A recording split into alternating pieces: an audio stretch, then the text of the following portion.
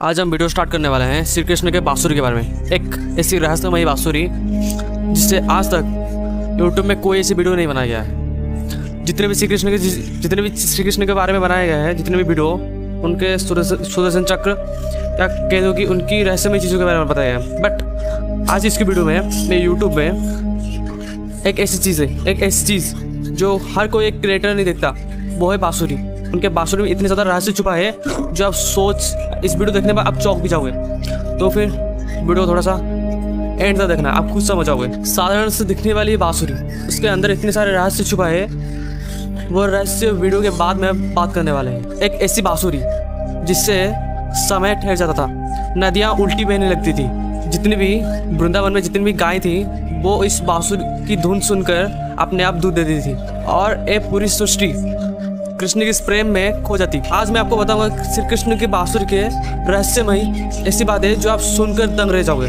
तो फिर वीडियो को स्टार्ट करते हैं। वृंदावन की इस पवित्र भूमि में जब पहली बार श्री कृष्ण ने अपने बांसुरी को अपने होठों पे लगाया तो केवल गांव वाले के लोग भी नहीं, पूरी ब्रह्मांड भी झूम उठी। कहते हैं श्री कृष्ण जो बांसुरी है उसका नाम मुरली नहीं है, उसके कई सारे नाम भी थे, जैसे वेणु, बंसी, मधुरिका।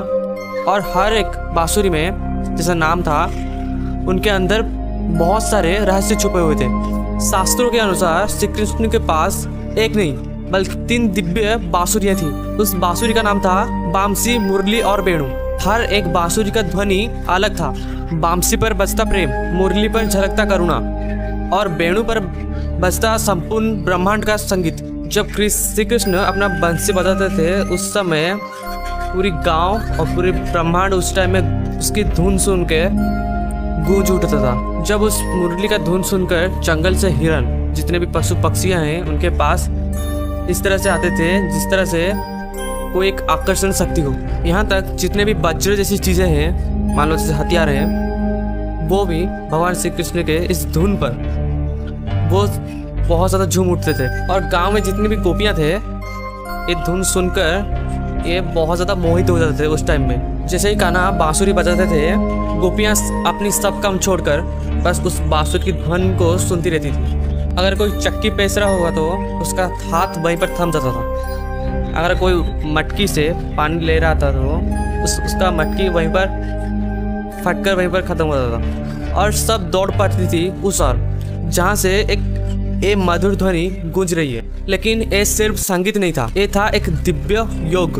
बांसुरी पूरी तरह भीतर से खाली था और ये बांसुरी हमें ये संकेत देता है कि जब तक हमारे अंदर ये अहंकार वाली जो चीज़ें हैं, हम जब तक इस चीज़ को खाली नहीं करेंगे तब तक ईश्वर की इस धुन हम पर नहीं बज सकती। बांसुरी में 7 छेद होते थे और ये 7 छेद हमारे भीतर ये 7 चक्रों को प्रमाणित करता है। यही कारण है उनकी बांसुरी की इस ध्वनि कानों में नहीं, आत्माओं से भी सुनी जाती है। कहा जाता है कि श्री कृष्ण ने जब पहली बार अपनी बांसुरी की बजाई तो यमुना नदी उल्टी बहने लगी। ये कोई साधारण ध्वनि नहीं थी, ये थी दिव्यता का आह्वान। देवता, जितने भी देवगण थे, इस धुन सुनने के लिए मानव रूप लेकर धरती पर आ जाते थे। यहाँ तक भी सर्पकालिया नाग, जो यमुना नदी में बहुत ज्यादा आतंक मचा रहा था, आपको बहुत से याद होगा, जिसने भगवान श्री कृष्ण काले नाग को किस तरह से पराजय कर परास्त कर दे, वही काले नाग। श्री कृष्ण के बांसुरी ध्वनि सुनकर वो भी शांत हो जाता था। और ये सोचिए कि माँ यशोदा का हाल क्या हुआ होगा जब उनके कान्हा जब बांसुरी बजाते थे, पूरे गोकुल मानो जैसे थाम जाता था। यशोदा ये महसूस करती थी कि ये जो समय चल रहा है ये अभी ठहर चुका है, मतलब बच चुका है और आगे बढ़ ही नहीं रहा है। सब कुछ श्री कृष्ण की इस धुन में विलीन हो गया। लेकिन इस कथा का सबसे रहस्यमयी बात यह है कि बांसुरी का त्याग करना। हाँ, द्वारका जाते समय श्री कृष्ण ने अपने प्रिय बांसुरी को राधा और जितने भी गोपियाँ थे अपनी याद को मतलब वहीं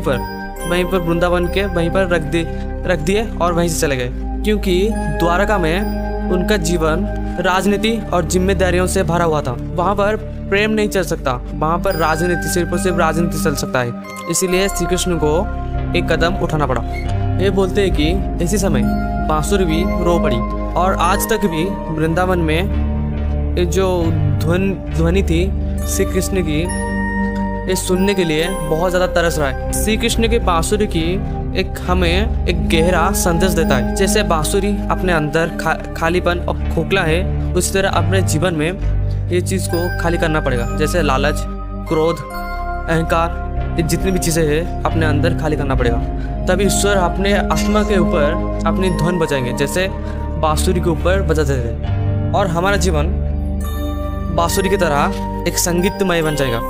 तो दोस्तों, ये थे श्री कृष्ण के बांसुरी के बारे में कुछ मिस्ट्री चीज़ें, या समझ लो कि रहस्यमय चीज़ें। एक ऐसी बांसुरी जिसे पूरी मतलब गांव नहीं और गोपियाँ भी नहीं, पूरे ब्रह्मांड का हृदय जीत लिया था। आज भी कहते हैं लोग, अगर आप वृंदावन में एकदम से ध्यान लगाकर सुनोगे तो आपको हवा के धुन में श्री कृष्ण की बांसुरी सुनाई देगी। तो फिर आज का इतना ही वीडियो, मिलते हैं एक मिस्ट्रियस वीडियो के बारे में, बोल दिया, और एक मिस्ट्रियस वीडियो के बारे में क्या बोल रहा हूँ, और मिलते हैं नेक्स्ट एक मिस्ट्रियस वीडियो में। तब तक इतना है, बाय।